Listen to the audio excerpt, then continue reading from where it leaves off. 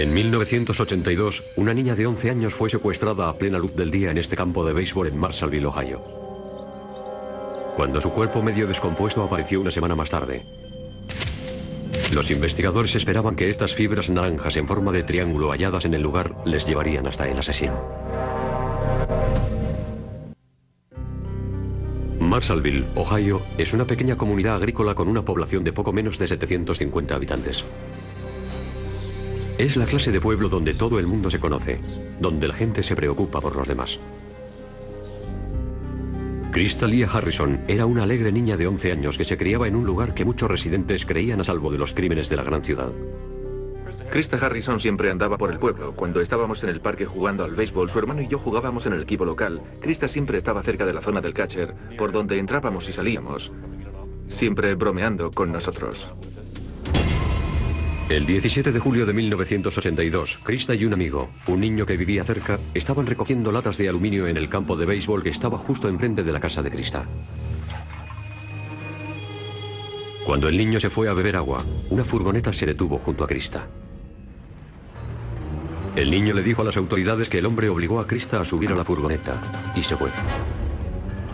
Yo llevaba en el cuerpo de policía 10 años cuando ocurrió todo esto y nunca había visto nada igual. Nunca. Ni me acuerdo de la última vez que habíamos vivido un secuestro como este de una niña.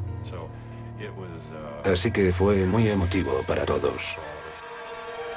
En cuestión de horas, la policía puso controles en las carreteras y dictó una orden de búsqueda de la furgoneta que fue descrita como roja oscura o marrón, con ventanas en forma de burbuja en el lateral. El amigo de Krista describió al secuestrador como un varón blanco de entre 25 y 35 años, con pelo oscuro rizado y con bigote. Los voluntarios registraron toda la zona nada más producirse el secuestro. Por tierra, por aire y también por los ríos y estanques locales. Todo ello sin éxito. Esperábamos una llamada telefónica pidiendo un rescate a los padres, así que hicimos los preparativos para grabar las llamadas.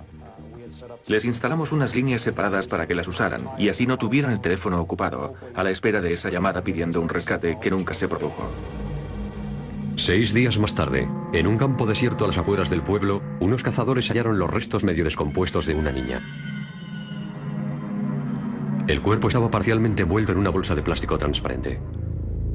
Junto al cadáver, los investigadores encontraron unos pantalones vaqueros de hombre, una camisa a cuadros y un par de guantes de cuero negros. A pocos kilómetros de ahí, un equipo de búsqueda encontró un metón de pelo humano, una toalla de playa y una caja de cartón manchada de sangre. Las pruebas forenses confirmaron que el cadáver era de Krista Harrison. El señor Gerald Harrison llegó un poco después que yo, y le dijimos a Gerald, después de que yo no pudiera identificarla porque el cuerpo estaba medio descompuesto, así que le dije a Gerald, acuérdate de Krista tal y como era. La autopsia reveló que Krista había muerto estrangulada y también había sufrido agresión sexual. En el pelo de Krista, en su ropa y en la toalla de playa que había cerca del cadáver, los científicos forenses advirtieron unas extrañas fibras naranjas. Vi fibras, varias fibras que resaltaban mucho. Eran unas fibras de un naranja chillón. El científico forense Jeffrey Lynn ya había visto estas fibras con anterioridad. 8 meses antes, unas fibras similares fueron halladas en el cadáver de Tina Harmon, de 12 años, que había sido violada y asesinada en un pueblo cercano. Me pareció asombroso ver en Krista Harrison las mismas fibras que había visto en Tina Harmon. En el caso de Tina Harmon, las fibras eran tan extrañas y había tal cantidad que ya nos pareció algo importante. Pero cuando las vi en Krista Harrison, supe que teníamos algo muy importante.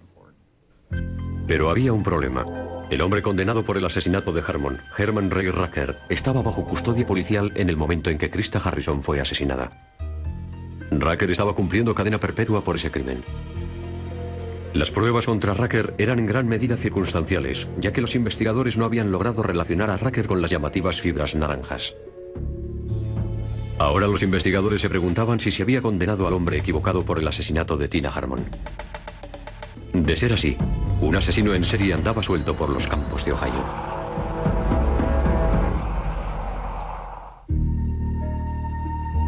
Cuando el cadáver de Krista Harrison fue descubierto en un campo a 50 kilómetros de Marshallville, Ohio, los investigadores tenían solo 2 pistas sobre la identidad del asesino. Primero, un testigo dijo que el secuestrador conducía una furgoneta marrón con ventanas en forma de burbuja en el lateral. Segundo, había una cantidad inusual de fibras naranja en el pelo de Krista Harrison y en la toalla de playa hallada cerca de su cadáver. En el laboratorio forense, los científicos descubrieron que las fibras eran artificiales, en concreto, de poliéster. Vistas por el microscopio, las fibras eran de forma triangular o trilobulada. El hecho de que fueran de poliéster y trilobuladas me indicaba, incluso antes de tener un sospechoso, que era probablemente una fibra de moqueta. El científico forense Jeffrey Lynn estaba preocupado, ya que había encontrado las mismas fibras naranjas en otra víctima, Tina Harmon, de 12 años, que había sido violada y asesinada 8 meses antes. Un trabajador del campo itinerante, Herman Ray Racker, ya había sido condenado por el asesinato de Tina Harmon y cumplía cadena perpetua en la cárcel. Era demasiada coincidencia que estuvieran en los cadáveres de dos niñas, ambas asesinadas, ambas agredidas sexualmente y ambas asesinadas en el condado de Wayne. Los investigadores comprendieron que la posibilidad de que Krista Harrison y Tina Harmon hubieran entrado en contacto con unas fibras de moqueta naranjas y trilobuladas a manos de dos asesinos distintos era extremadamente improbable. Unos rápidos análisis entre las dos fibras indicaron que al compararlas eran iguales. La gente se puso muy nerviosa, porque a los ojos de la comunidad habían secuestrado a dos niñas de las calles de nuestros pueblos y parecía que había sido la misma persona. Los investigadores centraron su atención en la bolsa de plástico transparente que envolvía los tobillos de Krista Harrison. Era inusual por su espesor y por la forma tan característica en que había sido doblada durante el proceso de fabricación. El agente especial del FBI, Bill Callis, tenía que encontrar el origen de esa bolsa de plástico. Le siguió la pista hasta un fabricante en Pioneer, Ohio. La bolsa hallada sobre Krista Harrison era del mismo espesor, tamaño y forma y había sido doblada de la misma forma que las bolsas fabricadas para una línea de asientos de cuero negro, hechos a medida para furgonetas. Los asientos se vendían exclusivamente a través de un catálogo de venta por correo de la empresa Sears & Roebuck. La caja de cartón utilizada para transportar el cuerpo de Krista Harrison era inusual porque tenía forma de L y fue identificada con toda certeza como el contenedor de envío de esos mismos asientos de cuero negro para furgonetas. El siguiente paso era repasar los archivos de Sears para identificar a todos los residentes de Ohio que habían comprado esos asientos de cuero negro en los meses previos al secuestro de Krista. El siguiente paso era, como no, ir a ver a esas personas e interrogarlas para establecer si podían ser o no posibles sospechosos de nuestro caso. Solo había 32 personas en el norte de Ohio que habían pedido estos asientos de cuero. Pero ninguno de ellos tenía una furgoneta color rojo, teja o marrón, con esas ventanas en forma de burbuja en el lateral tan claramente descritas por el testigo. El asesino de la moqueta naranja seguía suelto. Era evidente que ese tipo seguía por ahí. No le habíamos cogido. Sin duda había hecho esto antes, y era muy probable que volviera a hacerlo, así que había una auténtica urgencia por encontrarle. El pueblo de Marshallville, Ohio, lloró la muerte de Krista Harrison y la vida siguió su curso, aunque nadie tenía ya la misma sensación de seguridad que antes. Pasaron las semanas, luego los meses. Llegó el aniversario del asesinato de Krista y seguían sin producirse detenciones. Para mayor decepción de los investigadores que llevaban el caso, parecía como si el rastro de las fibras naranjas se hubiera atascado. La gente estaba muy pendiente de la seguridad de sus hijos. Cerraban las puertas por la noche. Los niños nunca se separaban de un vecino de confianza, de sus padres, etc. La gente vigilaba a sus hijos mucho más de cerca. El parque se convirtió en un parque fantasma. Los niños no jugaron allí durante una temporada y había una aprensión tremenda de que eso pudiera volver a pasar. Los investigadores se preguntaban si el asesino de Krista Harrison volvería a atacar. Y en ese caso, ¿dónde?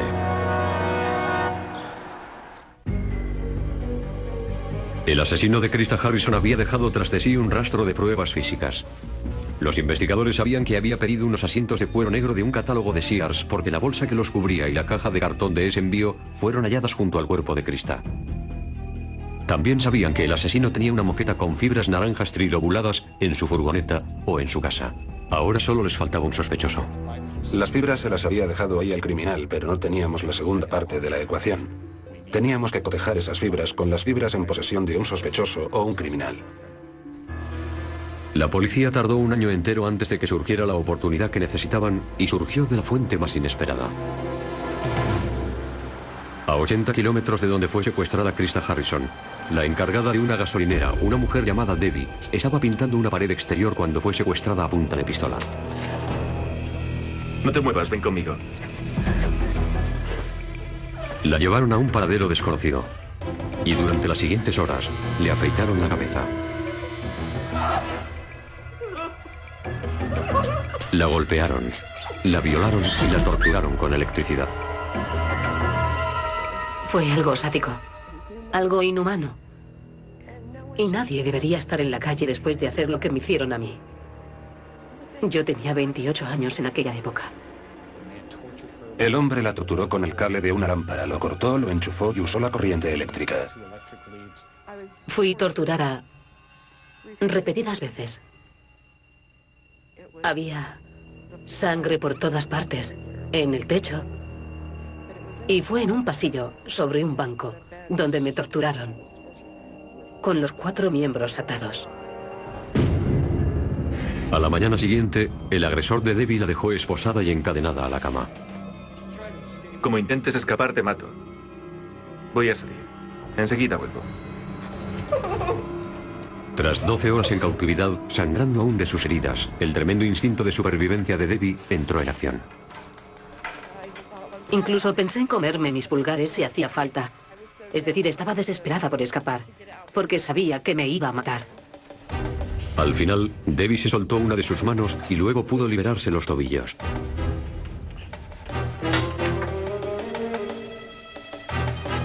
Ya solo le quedaba el proceso tremendamente doloroso de intentar sacar su otra mano a través del marco metálico de las esposas. De forma milagrosa, lo consiguió. Cogió una bata y huyó. Una vez fuera, Debbie no tenía ni idea de dónde estaba.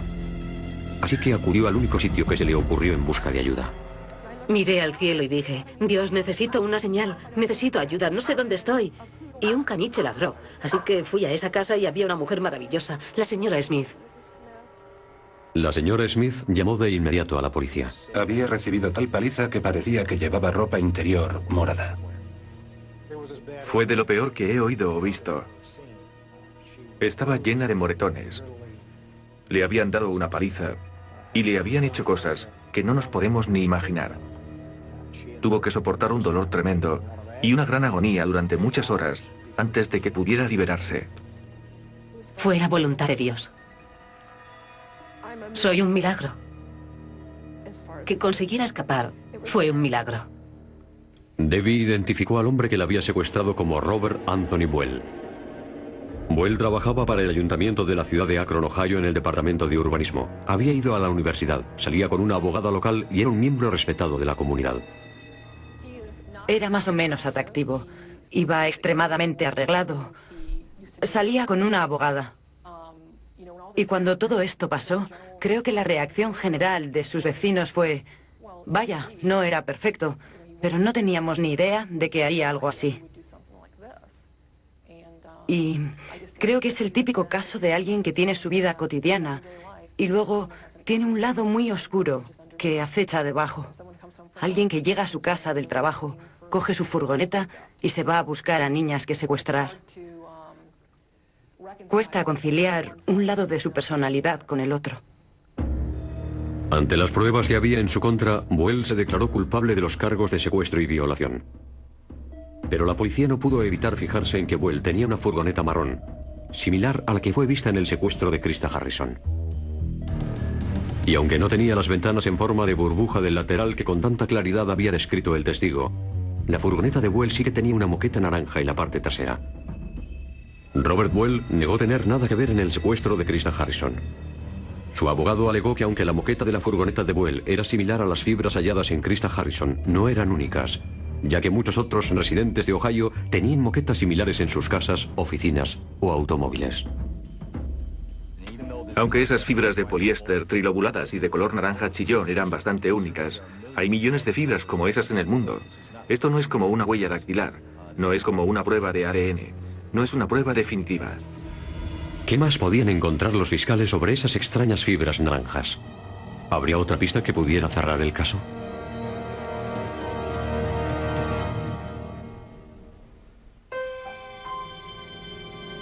Un año después del asesinato de Krista Harrison, de 11 años, la policía por fin tenía un sospechoso. Robert Buell, de 43 años, empleado del ayuntamiento de Akron, Ohio.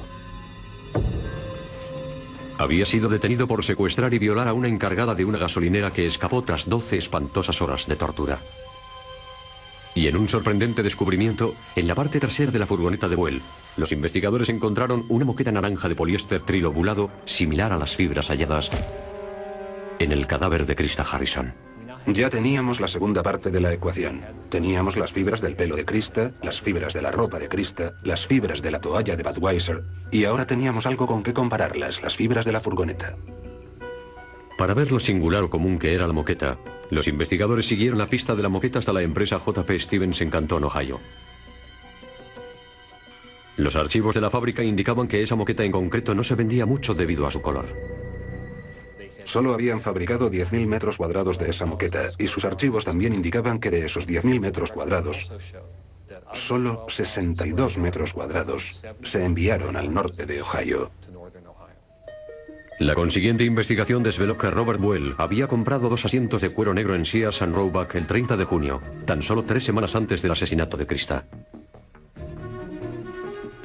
La bolsa de plástico que cubría esos asientos junto con la caja de cartón del envío fueron halladas junto al cuerpo de Krista Harrison. Robert Buell también tenía una furgoneta similar a la del secuestro de Krista Harrison. Era similar, pero no idéntica, ya que la furgoneta de Buell no tenía las ventanas redondas con forma de burbuja que había descrito el testigo. Sin embargo, los vecinos le dijeron a la policía que Buell había quitado las ventanas con forma de burbuja para instalar unas rectangulares al poco tiempo del asesinato de Krista Harrison. Y en el interior de la casa de Robert Buell había aún más pruebas que le relacionaban con el asesinato de Krista Harrison. La policía descubrió que Robert Buell tenía unos vaqueros idénticos en talla, modelo y con los mismos rotos que los vaqueros abandonados junto al cadáver de Krista Harrison. Unas pequeñas manchas de pintura beige y azul que había en los vaqueros abandonados coincidían con las muestras de pintura beige y azul en las paredes de la casa de Robert Buell. Un spray de pintura negra del garaje de Buell apareció en la caja de cartón hallada cerca del cadáver de Krista. Los fiscales creían que Buell se llevó a Krista Harrison a su casa nada más producirse el secuestro. Las fibras de la moqueta naranja de la furgoneta aparecerían más tarde en el pelo de Krista Harrison. Después de asesinarla, Buell metió el cuerpo de Krista en la bolsa de plástico de uno de sus asientos nuevos. Y luego, metió el cuerpo en la caja de cartón en la que habían llegado esos asientos. Buell tiró el cadáver a 50 kilómetros del pueblo, en un campo. Un poco más allá, Buell abandonó los vaqueros y la camisa que había llevado puestos. El análisis de los huesos indicó que el cuerpo había estado sometido a temperaturas extremadamente altas durante bastante tiempo. Un indicio de que el cadáver pasó varios días en el vehículo antes de ser abandonado en el campo. Robert Buell no se imaginaba que las inusuales fibras de la moqueta naranja de su furgoneta, unidas a la capacidad policial para seguir la pista de la bolsa de plástico y la caja de cartón, supondrían su fin. El 4 de abril de 1984, un jurado declaró a Robert Anthony Buell culpable de secuestrar, violar y asesinar a Krista Lia Harrison, de 11 años, y fue sentenciado a morir en la silla eléctrica. Herman Ray Rucker, el hombre condenado por el asesinato de Tina Harmon, recibió un nuevo juicio, ya que las mismas fibras naranjas y trilobuladas fueron descubiertas en ese escenario del crimen. Rucker acabaría siendo absuelto. Los fiscales creen que Robert Buell pudo haber participado en el asesinato de Tina Harmon, pero Robert Buell lo niega y no se han presentado cargos. Los investigadores coinciden en que, de no haber sido por el valor, la perseverancia y el instinto de supervivencia de Debbie, Robert Buell jamás habría sido apresado. Que Buell iba a matarla cuando volviese a casa aquel día, después de secuestrarla. Pero ella insiste en que no es una víctima, sino una superviviente. Dice que su recuperación ha sido posible gracias a su marido, su familia y el tiempo transcurrido. Igual de importante fue su capacidad para olvidar su ira y para expresar gratitud por haber salido con vida. Tengo que creer que Krista está mirando, que nos ve a todos nosotros. Y tal vez fue el ángel que me ayudó. Dios le dio alas. Y ella me ayudó a escapar, ¿sabe? Y estoy segura de que ella sabe dónde está Buell. Para que no pueda hacer daño a otra persona, a otra niña, nunca más. Solo espero que todo lo que le hiciera fuera rápido y que ella se fuera con Dios. Por supuesto, un buen trabajo policial y datos científicos. Sin eso, este caso jamás se habría resuelto. Fue gratificante saber que la ciencia forense tuvo un papel importante y que esas fibras fueron muy importantes. Cuando vi las fibras por primera vez en la víctima, supe que podían llegar a ser muy importantes y resultaron ser la relación definitiva entre ese individuo y Krista Harrison. Este caso se basó en pruebas científicas, y las fibras fueron la prueba científica que permitió que el jurado declarase a Buell culpable de matar a Krista Harrison y le impusiera la pena de muerte por ese crimen. Los Harrison sufrieron una pérdida tremenda en su familia y no podemos comparar la pérdida de la familia Harrison con la pérdida del pueblo. El pueblo perdió una parte importante, una niña, pero la familia Harrison ha sufrido mucho más que el pueblo y siguen sufriendo. Nunca superarán haber perdido a su hija. Y el pueblo sufre, aunque no tanto como la familia Harrison. En 1987, una madre y sus 2 hijas pequeñas fueron brutalmente asesinadas en su casa de Anchorage, Alaska. Pistas microscópicas encontradas en el interior de la casa identificaron a un pariente suyo como principal sospechoso. Pero ¿cómo podían saber los investigadores si las pistas eran recientes o llevaban allí mucho tiempo antes de los crímenes?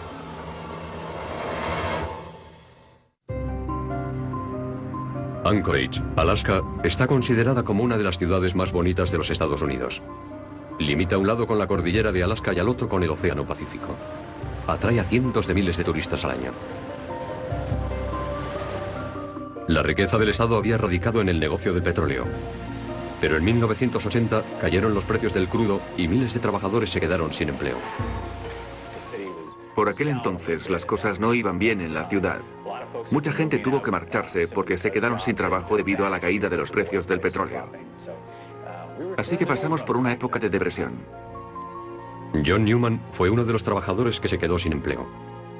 Al no poder encontrar otro puesto en Alaska, se marchó a California con la idea de recibir clases para hacerse cerrajero. Su mujer Nancy se quedó en Anchorage para cuidar de sus 2 hijas, Melissa de 8 años y Angie de 3. Angie era un querubín, era rubia, monísima, encantadora, absolutamente encantadora. Melissa estaba en esa etapa en la que ya no era una niñita mona, pero tenía todo el potencial para llegar a ser preciosa. Nancy trabajaba de camarera en el restaurante Ginny, muy conocido en Anchorage. Jamás había faltado un solo día al trabajo. Y cuando no se presentó un domingo por la mañana, sus compañeros se preocuparon. La hermana de Nancy, Cheryl, trabajaba con nosotros de camarera y estaban muy unidas. Le pregunté si podía coger el coche y acercarse a casa de Nancy para ver lo que pasaba. Cheryl se fue inmediatamente a casa de Nancy. La puerta de la casa de Nancy estaba cerrada, pero en el interior había una terrible escena de violencia. Nancy estaba en su dormitorio. La habían violado y la habían estrangulado con una funda de almohada. Melissa, de 8 años, había tenido el mismo destino. A Angie, de 3 años, le habían cortado el cuello y había muerto desangrada. El corte era tan profundo que casi había quedado decapitada. Nunca habíamos visto un crimen tan brutal en la ciudad. Una familia entera muerta y en su propia casa. Fue horroroso y totalmente insólito en Anchorage. El forense calculó que los asesinatos se habían producido en la mañana del domingo. Ninguno de los vecinos había visto ni oído nada. Aunque no había señales de allanamiento, el bolso y la cámara de Nancy Newman habían desaparecido de la casa. También faltaba un cuchillo de la cocina. Una lata de galletas en la que Nancy solía guardar las propinas apareció vacía en la mesa de la cocina. En el lavabo del cuarto de baño había una toalla mojada. Se notaba que se sintió a gusto dentro de la casa. sabía dónde estaban sus víctimas y que probablemente nadie le interrumpiría y podría actuar sin ninguna prisa. Había 3 víctimas en 3 dormitorios diferentes. 2 de ellas habían sido agredidas sexualmente. Y el asesino lo había limpiado todo. Seguro que estaba cubierto de sangre. John Newman estaba asistiendo a clase en California. La policía no encontró pruebas de que hubiera vuelto a Alaska a la hora de los asesinatos y no se le consideró sospechoso.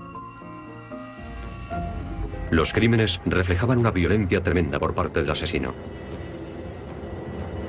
La policía se preguntaba si Nancy tenía algún enemigo entre los compañeros o los clientes del restaurante. No era fácil trabajar allí.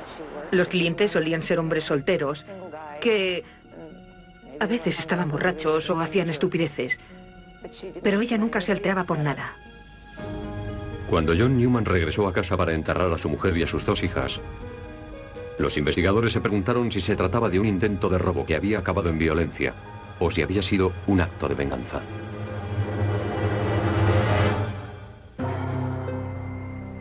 Después de los asesinatos de Nancy Newman y sus 2 hijas, Melissa y Angie, los vecinos de Anchorage vivían asustados creyendo que había un asesino envuelto. ¿Cómo es que nadie oyó gritar Nancy? Tuve pesadillas por las noches. Oía gritar a una mujer.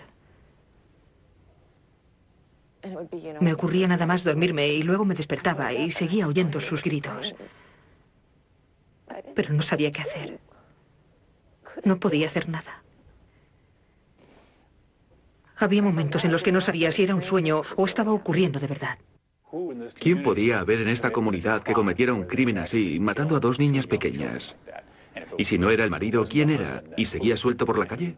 Eso hizo que mucha gente estuviera realmente aterrorizada.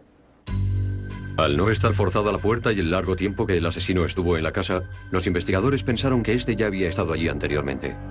Este es el peor caso en el que yo he trabajado. De una forma u otra he colaborado en más de 200 investigaciones de homicidio, pero nunca había visto unos crímenes tan atroces como estos. Unas niñas tan pequeñas, asesinadas de una forma tan brutal. En la escena del crimen, los investigadores buscaron huellas dactilares, utilizando una técnica llamada la prueba del pegamento. Cuando se calienta el pegamento, los vapores se adhieren al material biológico de la grasa de los dedos. Y después se utilizan polvos para resaltar la huella. A veces se pueden ver y otras veces no se ven hasta completar el proceso. Como analista de huellas dactilares, una vez que localizamos las huellas, las fotografiamos a medida que van saliendo. O añadimos sustancias químicas al objeto en cuestión para intentar que las huellas sean visibles y podamos conservarlas. Y así compararlas con las de los sospechosos u otros individuos. Katy Monfreda encontró más de 100 huellas dactilares en la casa, muchas de las cuales no pertenecían a nadie de la familia. Estas huellas fueron halladas en el lado interior de la puerta principal, en la lata de galletas, en la que Nancy guardaba las propinas, en el cuarto de baño y otras zonas. Los investigadores identificaron las huellas como las de Kirby Anthony, un sobrino de la familia Newman. Anthony era un joven sin rumbo de 23 años que recientemente se había trasladado de Idaho a Anchorage. Como necesitaba un sitio para dormir, los Newman le permitieron que se instalara provisionalmente en su casa. Kirby había vivido allí con ellos, le habían dejado quedarse. Era un pariente y les daba lástima. Sabían que había tenido problemas, así que tenía razones para estar allí, lo cual dice mucho de las pruebas físicas que se encontraron en la casa. Le ayudaron, le dieron un techo. Yo creo que encajó bien con ellos, aunque más tarde supimos que no se llevaba muy bien con Melissa, la niña de 8 años. Kirby Anthony admitió que vivir en un piso tan reducido con 2 niñas pequeñas era difícil, y dijo a la policía que se fue de allí amistosamente 2 semanas antes de los asesinatos. Es más, Kirby Anthony negó tener conocimiento alguno de lo sucedido y dijo que tenía una coartada. Dijo a la policía que el sábado por la noche había estado con unos amigos y que el domingo por la mañana había estado desayunando en una hamburguesería. Además de las huellas dactilares, los investigadores encontraron una gran cantidad de pelo en casi todas las habitaciones de la casa de los Newman. Eran cabellos de una persona blanca y no parecían ser de nadie de la familia. La policía de Anchorage envió los cabellos al FBI en Washington, D.C., con la esperanza de que pudieran arrojar alguna luz sobre la identidad del asesino.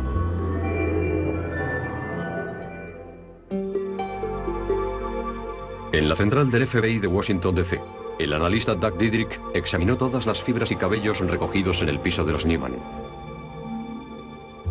Había miles de fibras y cabellos por toda la casa, cosa que no es inusual. Pero Diedrich encontró una gran cantidad de pelos en los dormitorios de las víctimas, que eran vello púbico. Es muy fácil distinguir el pelo de la cabeza del vello púbico. Las diferencias están en el diámetro, la longitud, el color, las características microscópicas internas y las puntas. El vello púbico suele tener puntas naturales, mientras que el pelo de la cabeza las tiene cortadas. Su primera misión era comparar los cabellos de las víctimas y los del principal sospechoso, Kirby Anthony.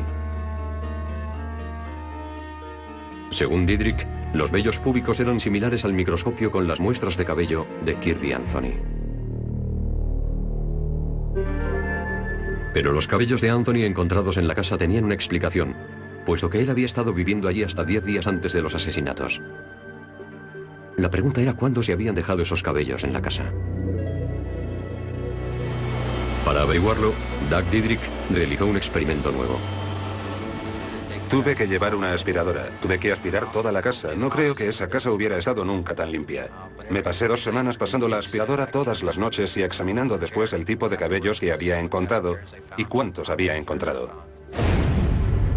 Diedrich descubrió que el vello púbico puede desplazarse o emigrar de una habitación a otra, y eso sucede en una casa a través de lo que se llama transferencia secundaria. El vello púbico pasa de una habitación a otra pegado a los calcetines.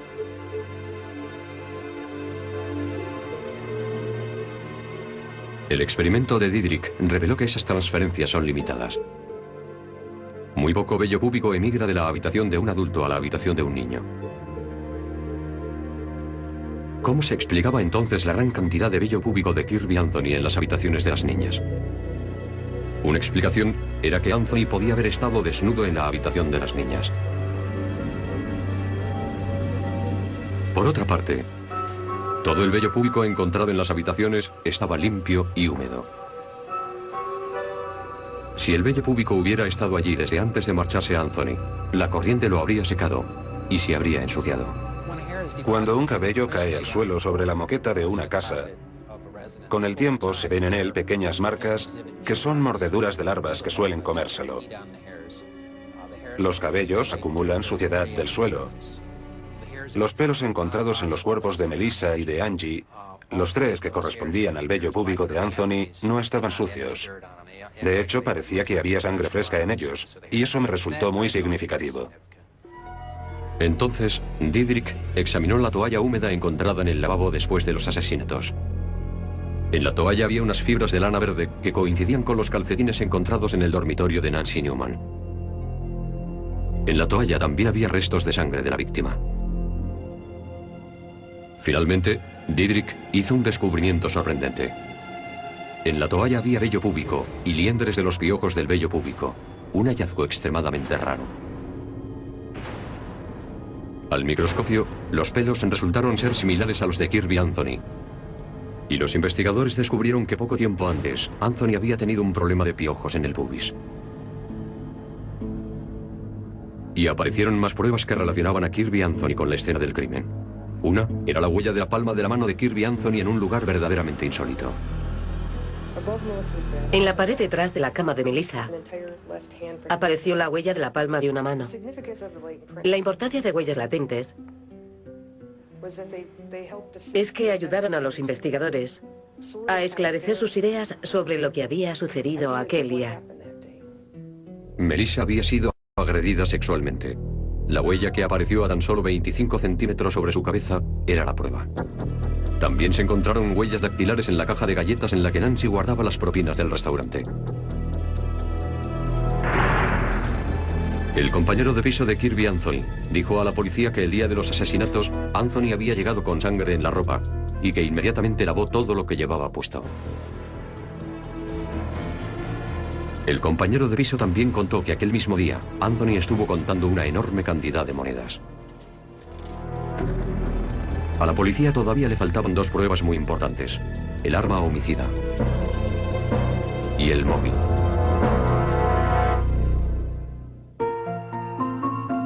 A medida que avanzaba la investigación de los asesinatos de Nancy Newman y sus dos hijas, iban surgiendo más pistas que apuntaban al sobrino de los Newman, Kirby Anthony.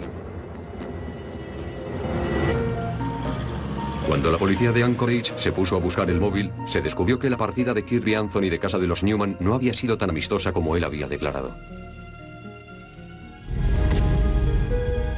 John, Kirby me tiene desesperada. John Newman contó a la policía que su mujer le había llamado a California y que le dijo que Anthony se estaba comportando de una forma inapropiada y que en más de una ocasión había pegado a las niñas. El comportamiento de Kirby era inaceptable. Siempre estaba gritando a las niñas y pegándolas. Nancy y las niñas se sentían incómodas con él. Nancy se lo contó todo a John. Y John le dijo a Nancy que le dijera que se fuera, que le echara de casa. La policía creía que un furioso Kirby Anthony era quien se había instalado en esta casa en estado ruinoso, tan solo 10 días antes del asesinato. Los investigadores tenían que examinar una última prueba física: la aspiradora que Nancy Newman utilizaba para limpiar su casa. Un vecino le dijo a la policía que Nancy Newman había estado pasando la aspiradora en su apartamento poco antes de los asesinatos. Yo no diría que fuese una maniática de la limpieza, no de una forma obsesiva, pero para alguien con 2 criaturas, y yo tengo 2 niños pequeños, la casa estaba muy limpia y muy ordenada. Cuando Doug Diedrich miró en el interior de la bolsa de la aspiradora, vio muchas capas de suciedad separadas. Cada capa era diferente. La capa de encima era la más reciente. Diedrich solo pudo encontrar en ella vello púbico de Kirby Anthony. La ausencia de vello púbico de Kirby Anthony en la capa superior de la bolsa de la aspiradora y la presencia de una gran cantidad de vello púbico en la escena del crimen indicaban que Kirby Anthony había estado en la casa en el tiempo comprendido entre la última vez que se usó la aspiradora y el día de los asesinatos.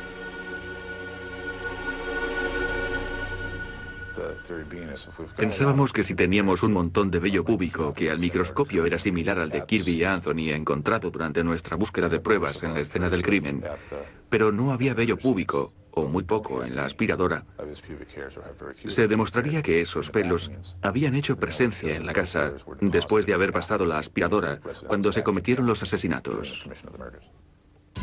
Presintiendo que su detención era inminente, Kirby Anthony huyó hacia la frontera canadiense, donde fue arrestado. Si hoy viese a Kirby, le dispararía. Le atropellaría con el coche. O cualquier cosa, y eso me destrozaría la vida. Ese hombre ha hecho daño a mucha gente. Lo que les hizo a Nancy y a las niñas fue inconcebible.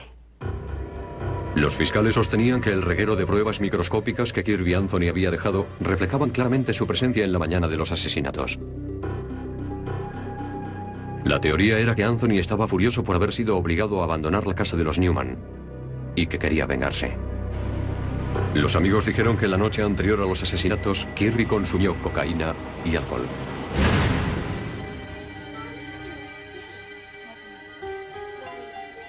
A la mañana siguiente, Anthony se presentó en casa de los Newman.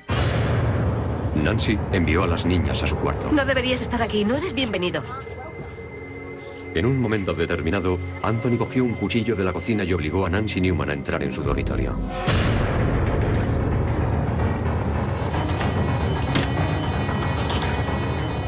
Se puso unos guantes de lana que encontró en el dormitorio y violó y estranguló a Nancy Newman con una funda de almohada. Después, entró en la habitación de Melissa y también la violó y la mató, dejando la huella de la palma de su mano en la pared. Las pruebas indican que Anthony se limpió en el cuarto de baño, dejando en el lavabo una toalla húmeda invadida de piojos de su vello púbico, de fibras de lana verde y de sangre de sus víctimas.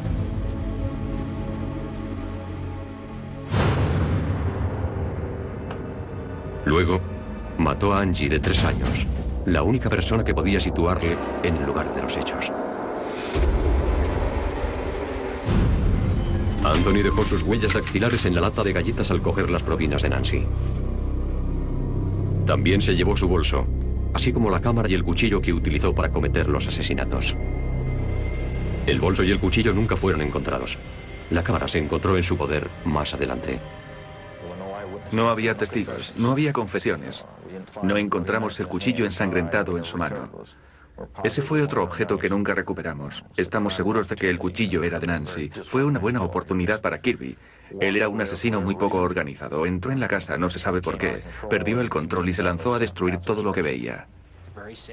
Es un caso muy triste, pero hay que reprimir las emociones, no pensar en la forma brutal en la que fueron asesinadas las niñas y concentrarse en lo que tenemos, porque lo importante es intentar demostrar el valor de las pruebas forenses y obtener el mayor partido de ellas, porque en el otro extremo hay otras personas que son los sospechosos y sus familias. Siempre hay alguien en el otro extremo de un cabello o en el otro extremo de una... En el juicio, Kirby Anthony se declaró inocente y llevó su propia defensa. Su argumento era que la policía le había tendido una trampa, pero no pudo justificar lo de la toalla y la gran cantidad de pruebas que contenía.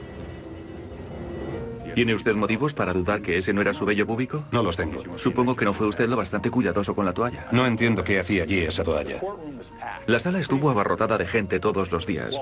Mientras estaban esperando a que saliera el juez, Kirby Anthony se volvió a John Newman, que estaba entre el público, y le dijo: «Eres un imbécil, John». Y recuerdo que nuestras cámaras captaron la reacción de John. Estaba llorando como una magdalena. Yo creo que lo más estúpido que hizo Kirby Anthony fue intentar llevar su propia defensa. Y la otra estupidez fue subir al banco de los testigos. Y otra estupidez que cometió fue volverse a John Newman, con la sala llena de gente, e insultarle. Tras 2 horas de deliberación, Kirby Anthony fue declarado culpable y condenado a 357 años de prisión.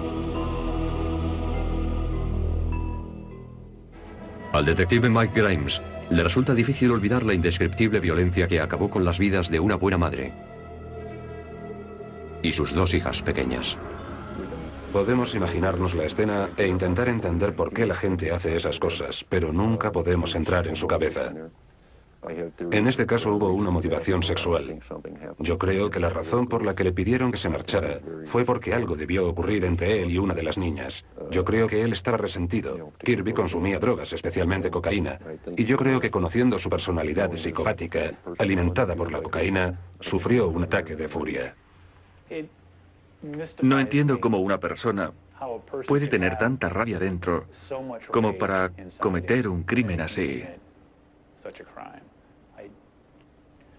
Yo he informado de cientos de asesinatos a lo largo de los años.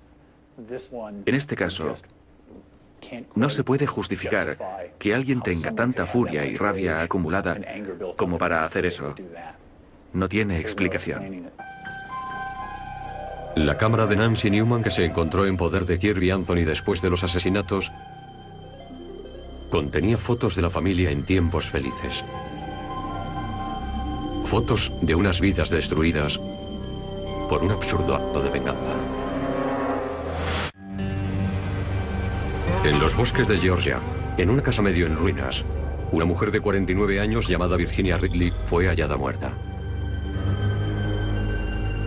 Un forense dictaminó que la muerte había sido homicidio. Pero ¿quién iba a matar a alguien que rara vez se aventuraba a salir de su casa? Los investigadores encontraron algunas pistas en las notas que había escrito poco antes de su muerte. Ringgold, Georgia, es un pequeño pueblo rural situado a la falda de las montañas Blue Ridge. Aquí la vida es sencilla. La calle principal tiene tan solo 3 semáforos y la mayoría de los 750 residentes del pueblo se conocen o hacen negocios entre sí. Alvin Ridley era un personaje bien conocido en Ringgold. Durante una época dirigió el único taller de reparaciones de televisores del pueblo.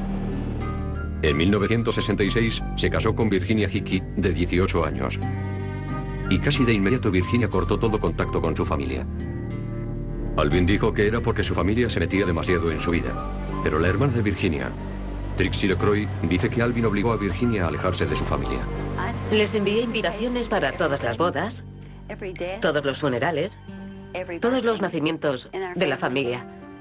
Pero sin éxito. Nunca me contestaron, jamás. Mi padre murió. Mi padre se fue a la tumba, después de hacer todos los esfuerzos posibles por intentar ver a su hija. pero nunca volvió a verla después de que ella se liara con el señor Ridley. Alvin Ridley tenía una reputación en Ringgold y no era demasiado buena. Era conocido por demandar a todo aquel que le hubiera hecho algún feo, y por el camino había hecho muchos enemigos. Siempre está acusando. Siempre sospecha de todos. No se fía de nadie en realidad. Y eso le enfrentó a mucha gente. Al ayuntamiento y al gobierno, por temas de licencia. Al jefe de policía, por supuesto. Al sheriff del condado. En 1984, tras un leve accidente de tráfico, inició una serie de acciones legales y recibió una contrademanda. Perdió y tuvo que ofrecer su furgoneta como pago. En julio de 1984, me quitaron la furgoneta sin un proceso judicial, sin un juicio justo. Y eso volvió a todos mis clientes, amigos, proveedores y distribuidores contra mí. No querían mandarme más productos y me obligaron a cerrar el negocio. Le embargaron la furgoneta en 1984. Y para Alvin aquel fue el punto de inflexión, fue el principio del fin. La pérdida de su furgoneta trajo consigo el hundimiento de su negocio de reparación de televisores, que entró en Barrena.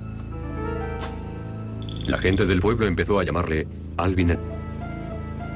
Su reputación no se veía beneficiada por el hecho de que nadie había visto a su mujer Virginia, y ni siquiera la familia de esta en los 30 años que llevaba casada con Alvin. Todo el mundo del pueblo tenía sospechas por su carácter.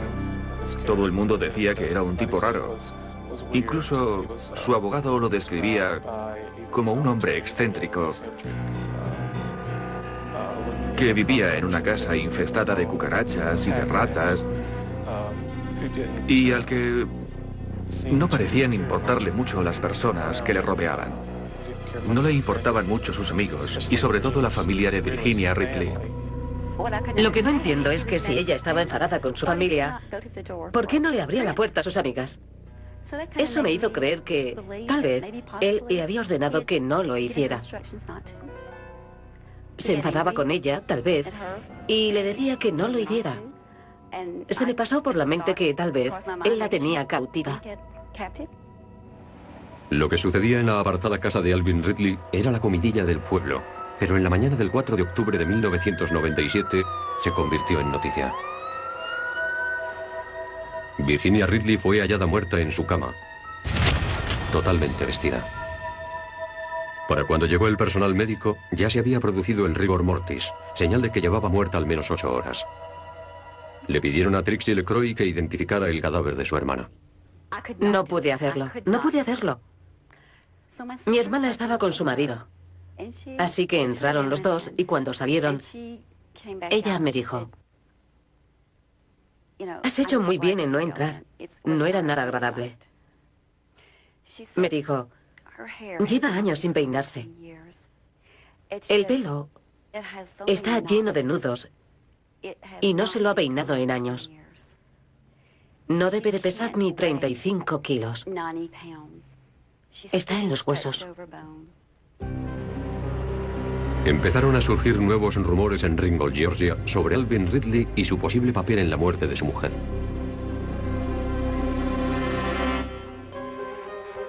En octubre de 1997, Virginia Ridley fue hallada muerta en una casa sin teléfono, sin agua corriente e infestada de hormigas y cucarachas.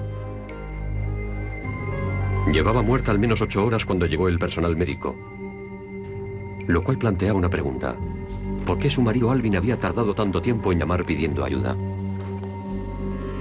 La hermana de Virginia, Trixie LeCroy, cree que si hubiera llamado antes, tal vez su hermana seguiría con vida. Sí, no tengo la menor duda de que ese hombre fue responsable, directa o indirectamente, de la muerte de mi hermana. Nadie podrá convencerme de lo contrario.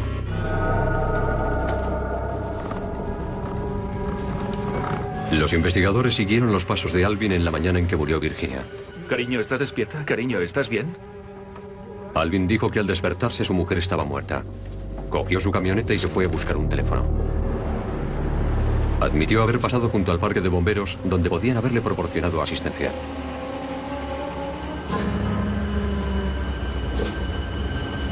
En cambio, siguió conduciendo hasta un teléfono fuera del pueblo.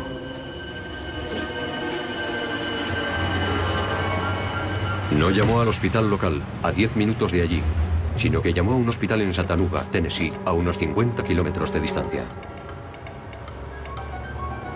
Le dijeron que llamase al servicio de emergencias, cosa que finalmente hizo, dejando este mensaje. Servicio de emergencias, ¿desde dónde nos llama? 134 de la calle Enman. ¿Qué problema tiene? He encontrado a mi mujer inconsciente. 134 de la calle Enman. Sí. ¿Y respira? No creo. Es detrás de la planta de acero. Llamo desde una cabina. ¿No tiene teléfono en su casa? No tengo teléfono. No tiene teléfono. Los investigadores se extrañaron por la falta de preocupación en la voz de Alvin. Era muy distinta a la mayoría de las llamadas que recibían. El examen preliminar del cadáver de Virginia fue realizado por la forense local Vanita Hallander. En los ojos de Virginia, la forense encontró petequias, que son vasos sanguíneos rotos que suelen aparecer en casos de muerte por estrangulamiento o por asfixia. La fallecida es una mujer de 40 y muchos años. Sufre de malnutrición, tiene petequias alrededor de los ojos. Al día siguiente se realizó la autopsia completa. El médico forense Dr. Frederick Hellman encontró algo que no se había advertido en el examen preliminar. Importantes moretones en los músculos del cuello de Virginia Ridley, otro posible indicio de estrangulamiento. Se dictaminó que la muerte de Virginia Ridley había sido un homicidio y su marido Alvin fue acusado de asesinato. Para los habitantes de Ringgold que conocían a Alvin Ridley como Alvin el Loco, la noticia no fue ninguna sorpresa. Todo el mundo creyó que había matado a su mujer en los años 60 o a principios de los 70. Incluso se hablaba de que la había matado hace mucho, mucho tiempo. Hasta que un día llamó al servicio de emergencias y apareció un cuerpo recién muerto en su cama. Era su mujer. Debido a las petequias de los ojos y al estado del cadáver, la forense sospechó que era un asesinato, y la policía no encontró el menor indicio de que Virginia hubiera recibido ninguna asistencia médica en el pasado reciente.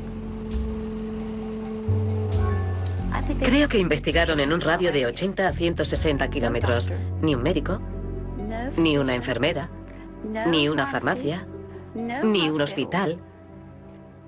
Esa chica no había ido a ningún sitio en 30 años. El caso pronto llamó la atención de todo el país. Vinia Hyatt cubrió la noticia para el Chattanooga Times. Nadie conocía a ese hombre. Lo único que sabía la gente era que era muy reservado y que nadie había visto a la señora Ridley durante 20 y tantos años. Así que si juntas dos cosas, dices... Este es un caso raro. Se trata de personas raras. El pueblo de Ringgold se preparaba para el mayor juicio de su historia, y los investigadores se iban a llevar otra sorpresa cuando Alvin Ridley ofreció su explicación de cómo había muerto su mujer.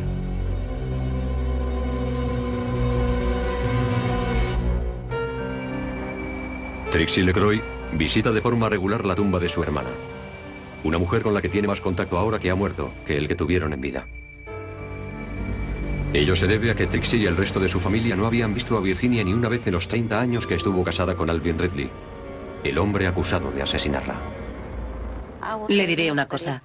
Si existe un Dios todopoderoso, si existe un día del juicio final para todos nosotros, que yo creo que sí, no me gustaría estar en su lugar. Alvin Ridley siempre ha mantenido su inocencia. Me siento fatal, triste, deprimido por haber perdido a un ser querido al que quería mucho. Llevábamos casados 30 años. Nuestro matrimonio era cristiano y feliz. Yo nunca la pegué y ella nunca me pegó mientras estuvimos casados. Por supuesto tuvimos algunas discusiones, pero nada más. El abogado defensor de Alvin, McCracken Poston, sabía que el caso de su cliente no era fácil.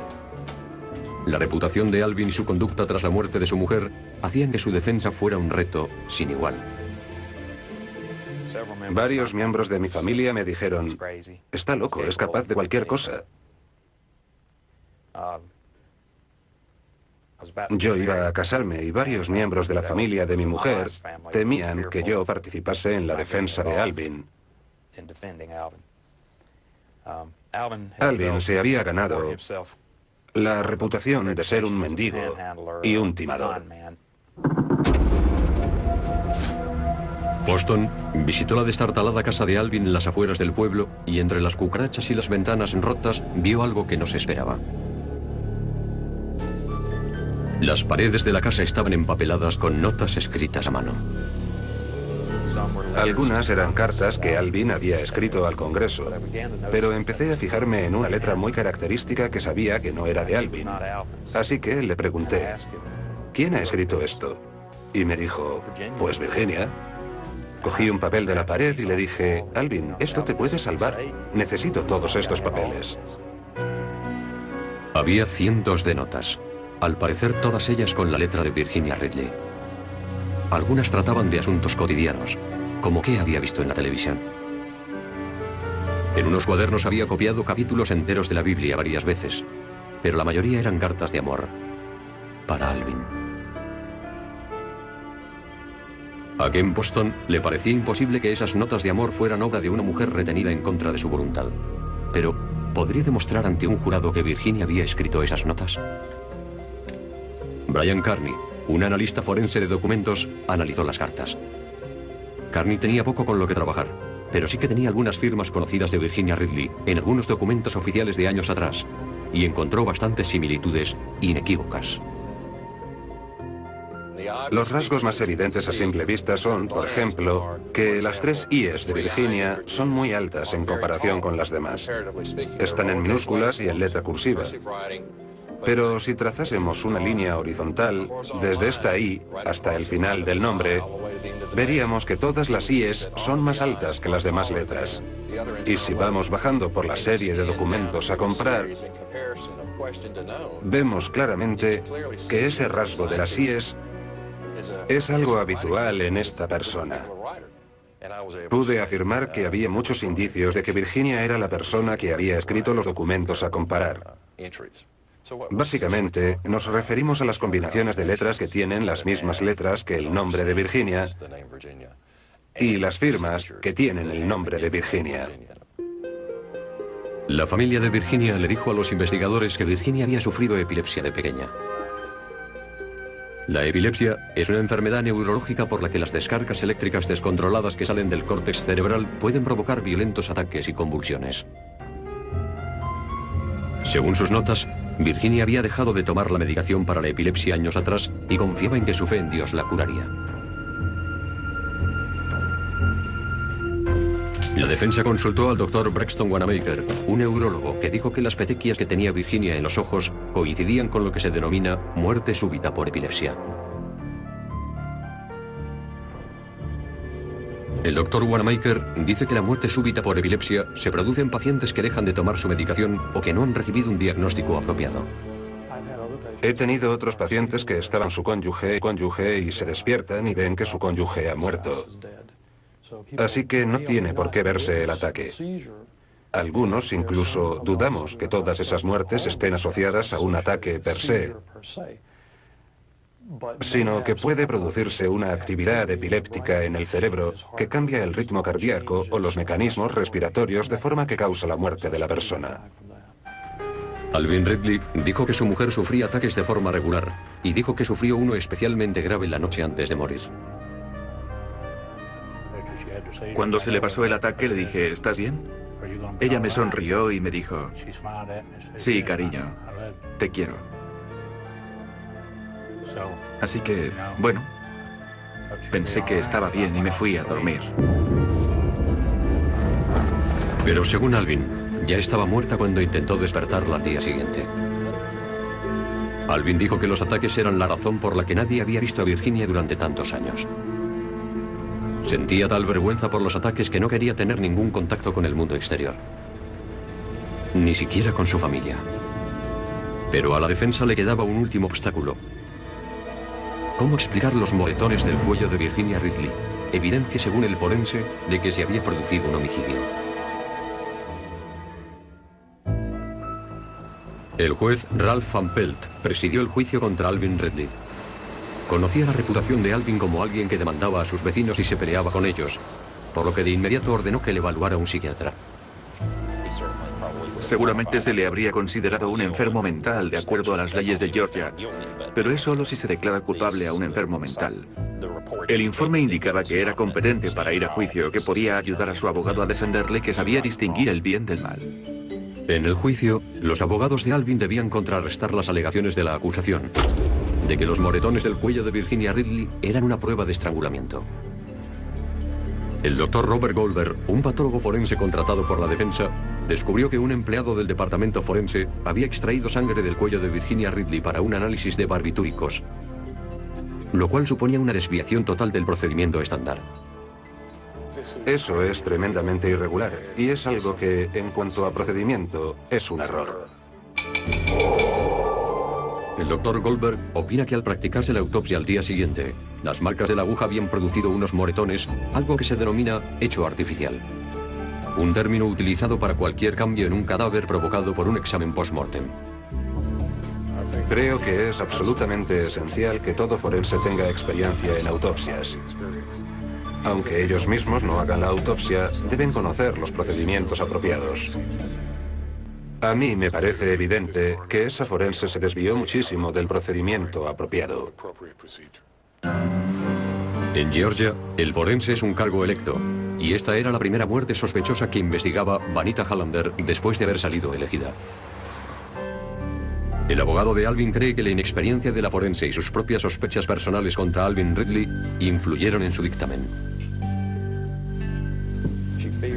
Tenía miedo de Alvin Ridley. Para la mayoría del pueblo, es un personaje misterioso y sospechoso. Y creo que su miedo le nubló el juicio. Cuando el cadáver llegó al laboratorio forense del estado, llevado por ella, le dijo nada más llegar que esa mujer llevaba encerrada en un sótano 30 años al patólogo del estado que realizó la autopsia. Yo creo que fue una sugerencia poco apropiada y sin ningún fundamento, que facilitó que la forense llegara a la conclusión de homicidio por asfixia. Alvin Ridley subió al estrado para defenderse. Dijo que había pasado de largo el parque de bomberos tras la muerte de su mujer porque había tenido un enfrentamiento con ellos y no se fiaba de ellos. Dijo que llamó al hospital de Chattanooga porque era donde había llevado a su madre años atrás y era el único centro médico que conocía. Alvin alegó que las cartas de amor de Virginia narraban la verdadera historia de su relación. Sí que es una historia de amor. El señor Ridley dijo que amaba a su mujer y que era lo único que tenía. En el estrado estuvo muy convincente, muy emotivo, muy convincente. A mí me pareció sincero, y esa sinceridad fue lo que convenció al jurado. Tras 2 horas de deliberación, el jurado absolvió a Alvin Ridley de todos los cargos. Él sostiene que fue su mujer Virginia, a través de sus cartas, quien evitó que pasara la vida entre rejas. Pienso que mi mujer y el Señor me salvaron. Y el jurado. Alvin sigue viviendo en la misma casa medio en ruinas en las afueras del pueblo y sigue hablando de reabrir su negocio de reparación de televisores. Visita la tumba de Virginia de forma regular, un privilegio que disfruta gracias al papel de la ciencia a la hora de demostrar su inocencia. Supongo que era un hombre extraño. Tengo entendido que era un ermitaño, que no sabía relacionarse a nivel social, como hace el resto de la sociedad. Y por desgracia, creo que eso tuvo mucho que ver con el hecho de que fuera juzgado. Por fortuna, la verdad salió a la luz y fue absuelto. Dios santo. De no ser por las pruebas científicas, el riesgo era tan alto que los prejuicios y el sesgo de la comunidad contra Alvin Ridley, por todos sus años y años de una conducta tan extraña, habrían sido muy difíciles de superar. Creo que es la historia de cómo funciona el sistema.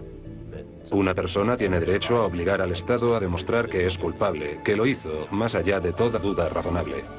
Y un hombre con muy pocos recursos fue capaz de llegar y demostrar que no era culpable, establecer que no era culpable.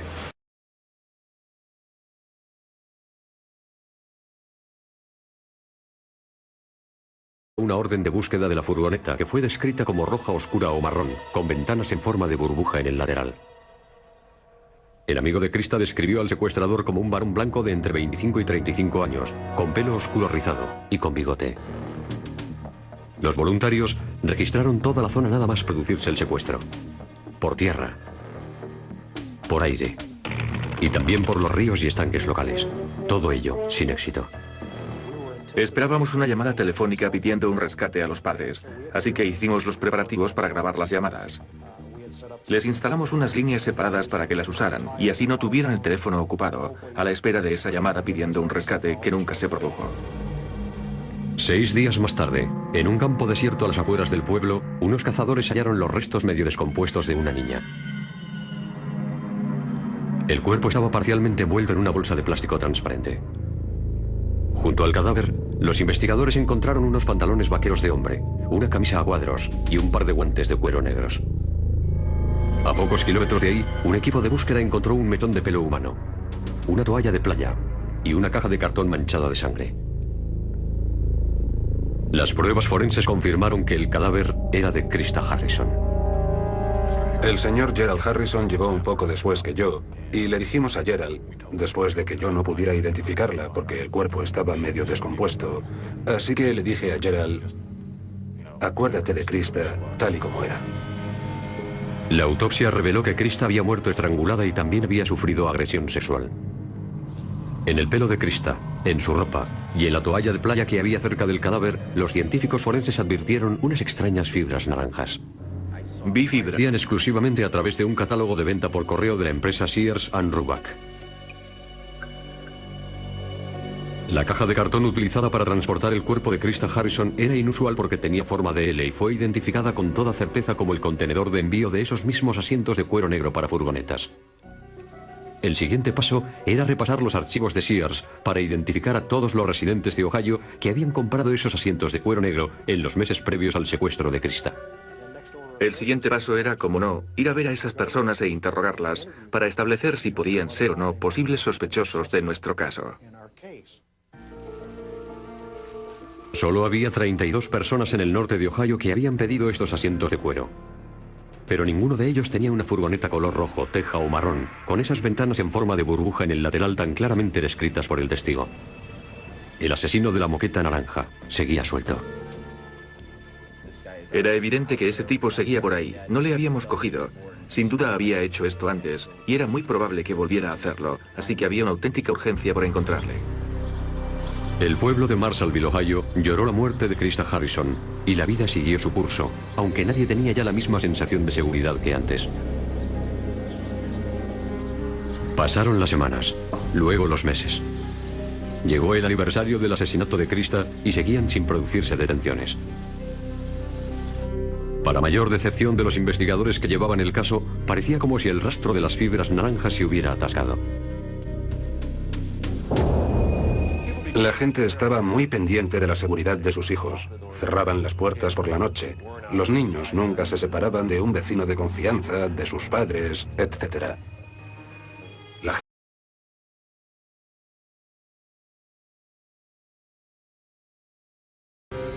En 1982, una niña de 11 años fue secuestrada a plena luz del día en este campo de béisbol en Marshallville, Ohio.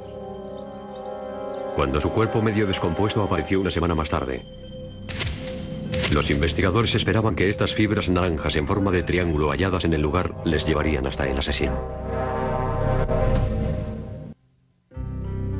Marshallville, Ohio, es una pequeña comunidad agrícola con una población de poco menos de 750 habitantes.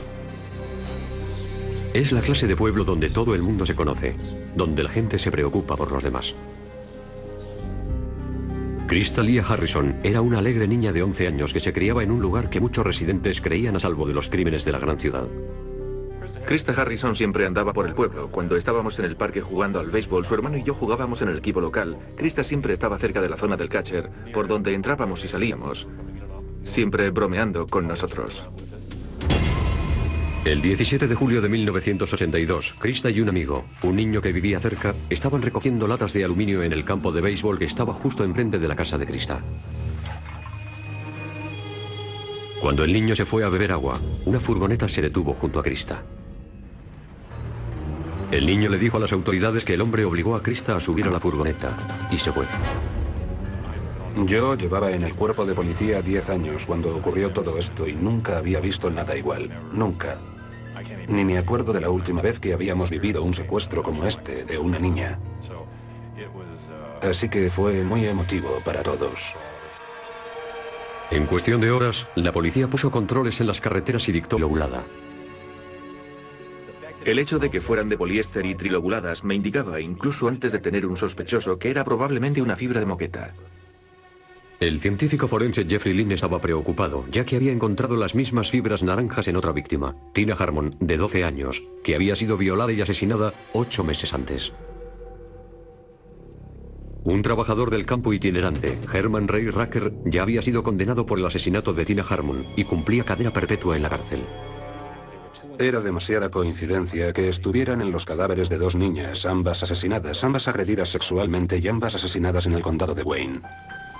Los investigadores comprendieron que la posibilidad de que Krista Harrison y Tina Harmon hubieran entrado en contacto con unas fibras de moqueta naranjas y trilobuladas a manos de 2 asesinos distintos era extremadamente improbable.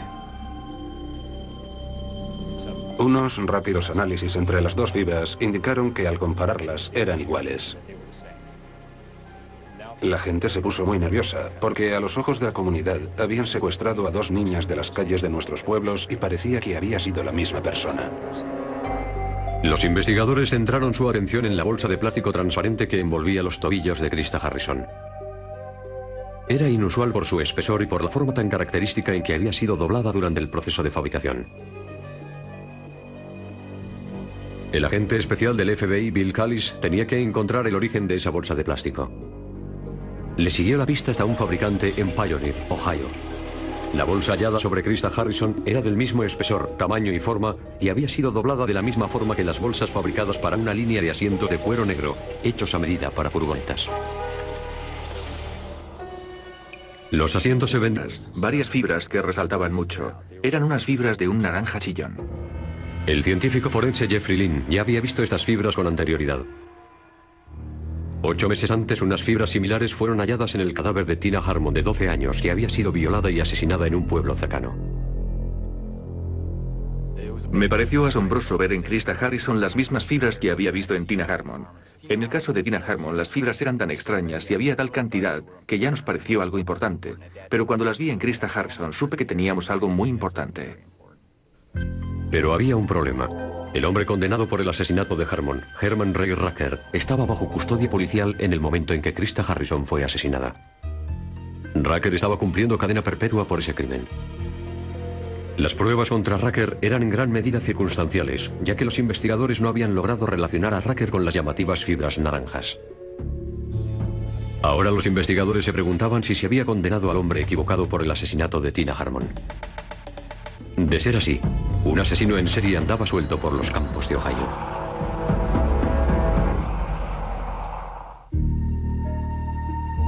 Cuando el cadáver de Krista Harrison fue descubierto en un campo a 50 kilómetros de Marshallville, Ohio, los investigadores tenían solo 2 pistas sobre la identidad del asesino. Primero, un testigo dijo que el secuestrador conducía una furgoneta marrón con ventanas en forma de burbuja en el lateral. Segundo, había una cantidad inusual de fibras naranja en el pelo de Krista Harrison y en la toalla de playa hallada cerca de su cadáver. En el laboratorio forense, los científicos descubrieron que las fibras eran artificiales, en concreto, de poliéster. Vistas por el microscopio, las fibras eran de forma triangular o